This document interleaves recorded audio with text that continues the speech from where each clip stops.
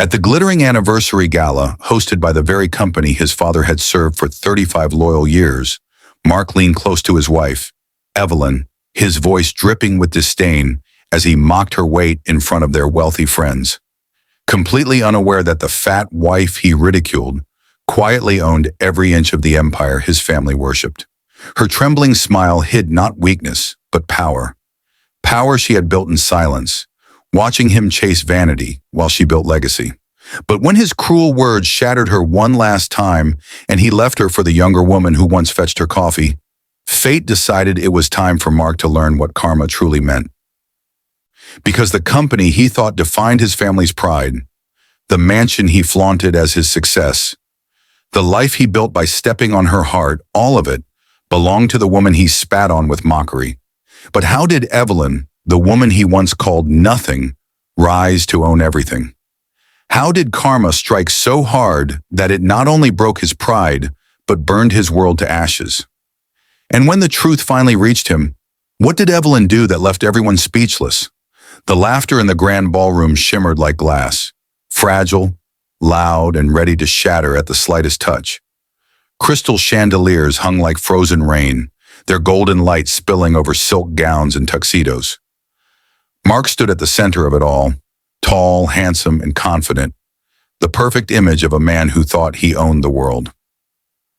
His hand rested lightly on a champagne glass, but his gaze, sharp and cruel, was fixed on the woman beside him, his wife, Evelyn.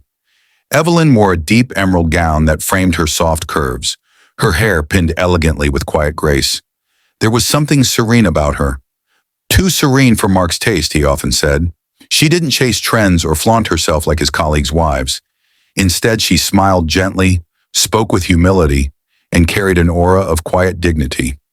Yet tonight, under the glittering lights, her husband's eyes sliced through that, calm like knives. "She really shouldn't be wearing that color," whispered Jessica, one of the wives at their table, loud enough for Mark to hear. Mark chuckled, swirling his champagne. "You mean the color or the dress itself? Either way, let's just say it doesn't flatter her anymore." The table erupted with shallow laughter. Evelyn froze, her throat tightening, her knuckles whitening around the stem of her glass. Every laugh echoed in her chest like a wound reopening. She turned her head slightly, trying to mask the tremor in her voice. "Mark, please." "What?" he interrupted smoothly, his smirk sharp. "You've been indulging a bit too much lately, darling. I'm just saying what everyone's thinking." The cruelty in his tone was surgical, precise, designed to wound. Evelyn forced a small smile, her heart splintering behind it. Around them, the laughter faded into awkward silence as a few guests exchanged nervous glances. The band played on, the room glittered on, but the air around them had curdled. What no one knew, what even Mark didn't know, was that the ballroom they stood in belonged to her. The company whose name gleamed in gold on every invitation was hers. Every salary, every contract, every profit traced back to the woman he mocked. Evelyn had quietly inherited the controlling shares 5 years ago, after the previous CEO, her late mentor, passed away and left her the empire he'd built. Mark had never cared enough to ask where her money came from. He just assumed her comfortable life came from his success. That ignorance had once been her shield, but tonight, as his laughter cut through her again, it felt more like a prison. As the gala continued, Mark floated from conversation to conversation, soaking in attention like sunlight. Evelyn excused herself to the terrace, her eyes glistening as the cold air bit at her skin. The city below glittered, a million lights, each one whispering stories of power, love, and betrayal. From behind her, a soft voice spoke. "You did nothing wrong, Mrs. Hale." Evelyn turned. It was Thomas, her late mentor's lawyer, and one of the few who knew her secret. He looked at her with quiet concern, his gray hair tousled by the wind. "He humiliated me again," she whispered, her voice breaking, "in front of everyone." Thomas nodded slowly. "You've been patient for too long. You could end this charade with a single signature." Evelyn's lips trembled. "And what would that make me? Vindictive? Cruel?" "No," he said firmly. "It would make you free." She looked away, her tears glinting in the city lights. I still loved him once, Thomas. Even after everything. I believed he'd remember the man I married. But I was wrong. When she returned to the ballroom, Mark was already clinking his glass for attention. The music dimmed. "A toast," he declared, smiling grandly, "to my beautiful wife, who's been my anchor, my support, and my personal chef lately."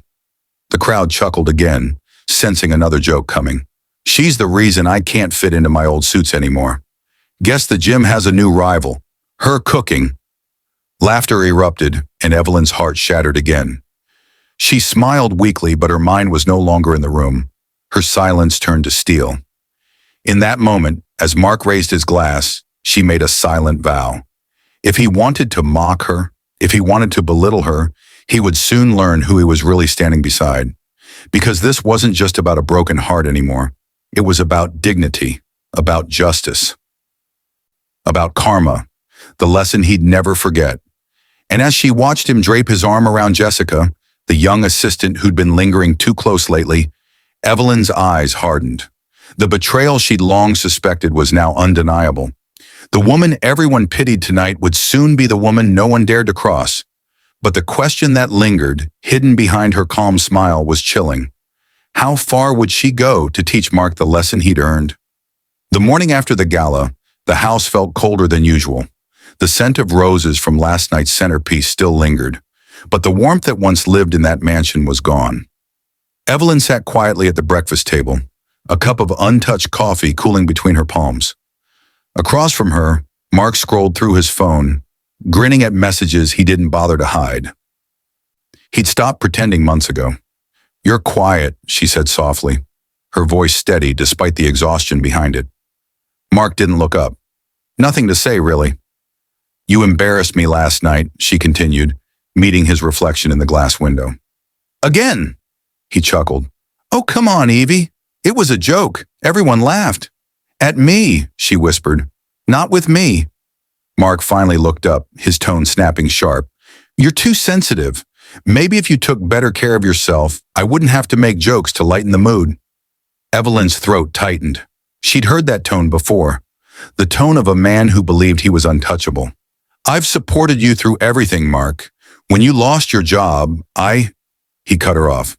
"When I lost my job, I bounced back. Don't make it sound like I needed saving. You wouldn't understand what real pressure feels like." Her fingers trembled around her cup. "You think I don't understand pressure?" He smirked, standing up and straightening his cufflinks. "No offense, honey, but your little design projects and charity events don't compare to what I deal with every day." Your little projects. Those projects were the very branches of the corporation she quietly owned. The same corporation his father once served faithfully, believing his son would one day follow in his footsteps.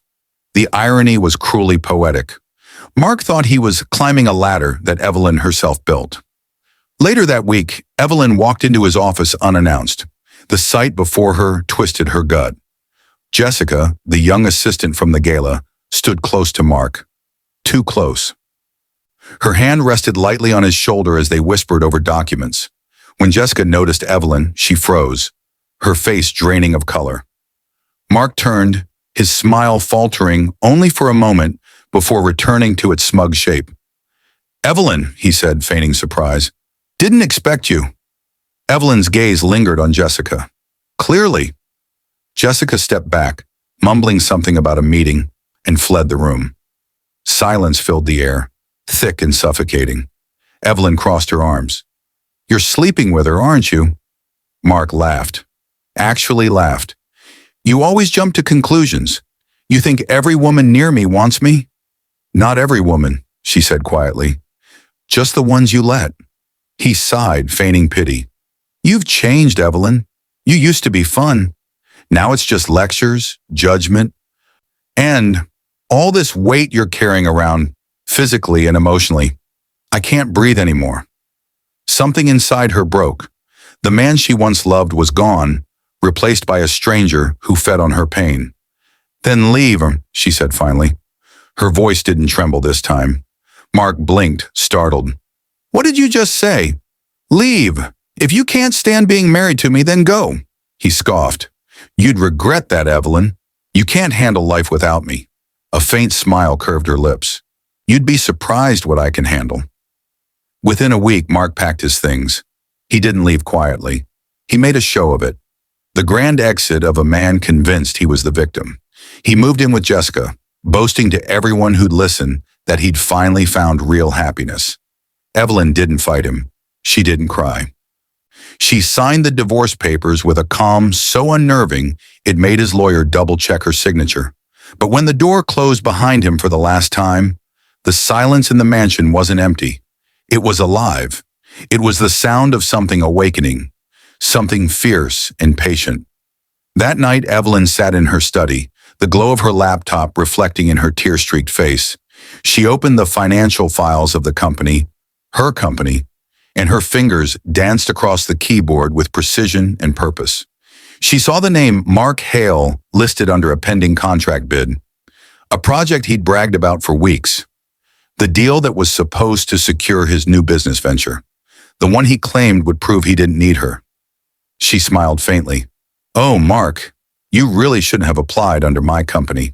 By the next morning, her legal team had withdrawn the offer, publicly and without warning. Mark's investors panicked. His new company, barely a month old, began to crumble before it could stand. But Evelyn didn't stop there. She anonymously bought the mortgage to the apartment Mark shared with Jessica. Within 2 months, they received an eviction notice. Jessica blamed him. He blamed Evelyn. The cracks in their fairy tale romance widened until it all collapsed. Karma was unfolding, slow and deliberate, like a storm gathering over calm water. Yet despite it all, Evelyn didn't smile with satisfaction. She watched the chaos from afar, her heart still aching, torn between justice and grief. Because revenge, she was learning, didn't erase love. It simply revealed who deserved it.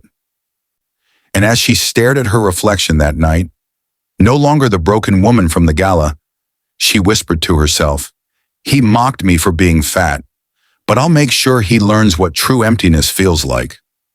Rain poured in angry sheets against the windows of the small apartment Mark now called home. Gone were the polished marble floors, the valet parking, the crystal chandeliers. What surrounded him now were boxes half unpacked, overdue bills stacked on the counter, and a silence that mocked him louder than any insult Evelyn had ever swallowed. Jessica sat on the couch, scrolling through her phone, her face lit by the cold glow of the screen. She didn't look up when Mark entered the room, his shirt wrinkled, his hair unkempt. Did you pay the power bill? She asked, her tone sharp and tired. Mark threw his jacket on the chair. I'm working on it. You said that last week. I told you, he snapped. The client pulled out last minute. I'm trying to get another investor. Jessica scoffed, crossing her arms. Funny. They didn't pull out last minute. They pulled out right after she made her move. He froze. What are you talking about? She met his eyes, a cruel smirk playing on her lips. Evelyn. Who else? Everyone in the industry's whispering that she's behind your company's collapse. You humiliated her for years, Mark. Did you really think she'd just bake cookies and move on? Mark's stomach twisted. She wouldn't do that. Oh, she would, Jessica said, standing. And honestly, I don't blame her. Her words sliced through him, sharper than any of Evelyn's silences ever had. He wanted to argue, to scream, to defend himself. But deep down, a voice whispered that Jessica was right. For the first time, Mark felt the weight of the word karma. Days turned into weeks. His reputation crumbled. Former friends stopped returning calls. Invitations to events vanished. He even saw one of his ex-colleagues post a photo of Evelyn on LinkedIn with the caption, "True grace never needs to shout." He threw his phone across the room. It shattered against the wall, a burst of glass and rage. That night he went drinking with an old friend, hoping for sympathy.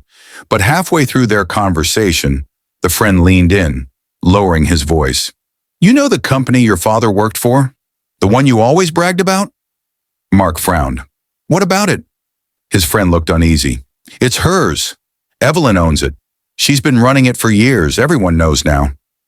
The bar around him blurred. His pulse roared in his ears.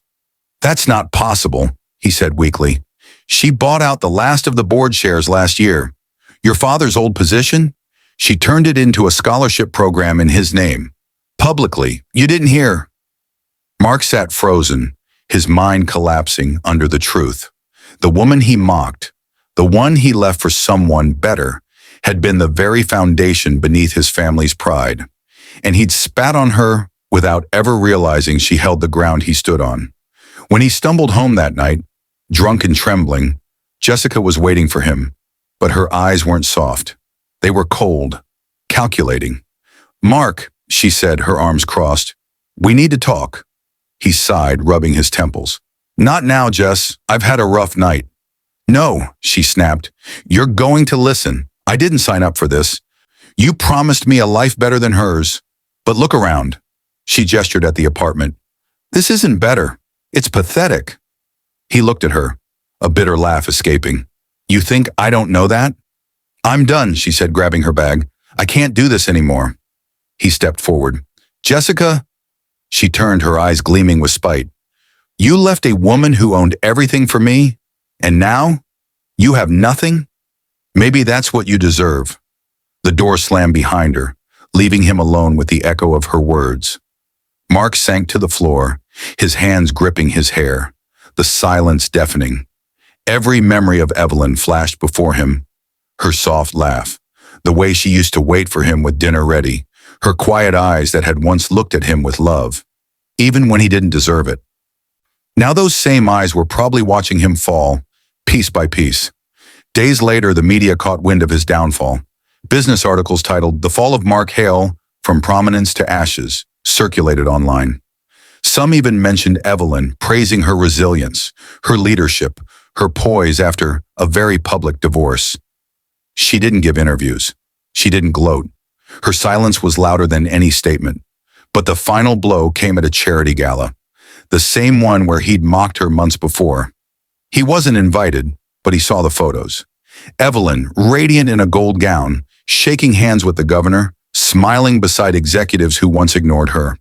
The caption beneath the photo read, "Evelyn Hale, CEO, philanthropist, and the woman redefining grace after betrayal." He stared at that image for a long time, tears of regret burning his eyes. For the first time in his life, Mark understood that karma wasn't just revenge. It was truth revealed in its purest form.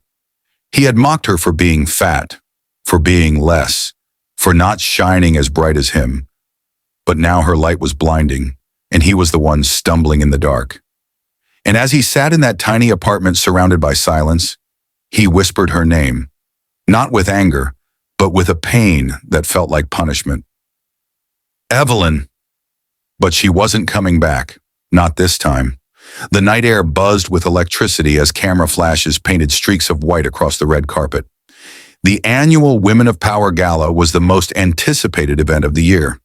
And tonight, Evelyn Hale was the guest of honor. Reporters swarmed, microphones thrust forward, their voices overlapping in a chorus of admiration. "Mrs. Hale, how does it feel to be named Businesswoman of the Year? What message do you have for women who've been through betrayal? What's next for Hale Enterprises?" Evelyn smiled gracefully, her emerald gown shimmering beneath the lights. The same shade she had worn the night her husband mocked her. But this time, the laughter that followed her name wasn't cruel. It was applause, respect, power. She had spent months rebuilding her life. Not out of spite but purpose, she expanded the company's charitable branch, launched scholarships for women in business, and created programs for single mothers. Every act of empowerment was a quiet answer to the humiliation she once endured. But fate, in its poetic precision, wasn't done writing the final verse. Because across the street, in the crowd of spectators standing behind the velvet rope, stood Mark Hale, a shadow of the man he once was.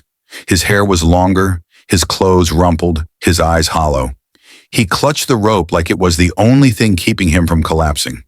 He watched her step out of the limousine, camera flashes illuminating her like a goddess. The same woman he once called nothing now stood before the world as everything. He tried to step forward, but the security guard stopped him. "Sorry, sir, guest list only." Mark's voice cracked. "That's my wife." The guard frowned. "Sir, she's here alone." The words stung more than any slap could have. Evelyn didn't notice him at first, but when she turned to wave at the crowd, her gaze caught his. For a moment, the world around her fell silent, just the two of them, divided by a rope, a past, and every choice that had led them here. He looked smaller somehow, not just physically, but in spirit. And in that instant, Evelyn felt something unexpected. Not triumph, not hatred, but peace. The gala began, glittering and grand, but the real storm brewed outside. Mark waited near the side entrance, desperate for a chance to speak to her. When she finally stepped out hours later, her assistant walking ahead, she froze. Mark was standing there in the rain, soaked through, trembling. "Evelyn," he breathed. "Please, just a minute." Her assistant looked to her for guidance. Evelyn nodded softly. "It's fine." Mark's lips quivered as he tried to find the words. I've lost everything. The company, the house, Jessica. She's gone. Everyone's gone. You were right about everything. I should have treated you better. I should have..." His voice cracked under the weight of regret. "I mocked you, humiliated you, and you still stood taller than I ever could." Evelyn's eyes softened, though her expression stayed firm. "You didn't just mock me, Mark. You destroyed the person I used to be. But maybe that's what had to happen, because she was too forgiving, too patient." He nodded, tears streaming down his face. "I don't expect forgiveness. I just needed you to know. I see it now. You were the strength I never had. You owned everything I thought made me powerful." Rain cascaded between them, thunder rumbling faintly in the distance. Evelyn stepped closer, her voice calm but unyielding. "You thought power was money, Mark, but real power is quiet. It's dignity. It's surviving people who tried to break you and walking away without losing yourself." He swallowed hard. "You won." She shook her head gently. "No, Mark, I didn't win. I healed." Her words hit harder than any revenge could. He fell to his knees, sobbing, the rain mixing with his tears. "I loved you once. I swear I did." Evelyn looked down at him, her heart heavy but clear. "Then you should have protected that love instead of mocking it." She turned to leave, her heels clicking softly against the wet pavement. But before she entered the car, she paused, her voice carrying through the rain. "You said I was getting fat, Mark. But what you didn't see was that I was growing in strength, in grace, in power. The only weight I ever carried was your cruelty. And tonight, I'm done carrying it." Mark stayed kneeling as the limousine door closed, watching her drive away, her silhouette glowing through the tinted glass like something divine and untouchable. He would never see her again, not at events, not in business, not in life.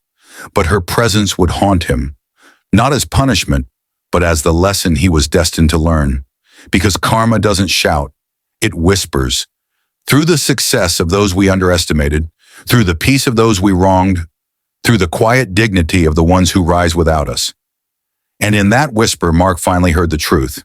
He had mocked his wife for being fat, but karma had taught him the hardest lesson, that what he saw as weakness was strength in disguise. And the woman he laughed at was the one he'd spent a lifetime longing for, from the outside looking in. The rain didn't stop that night. It simply washed everything clean.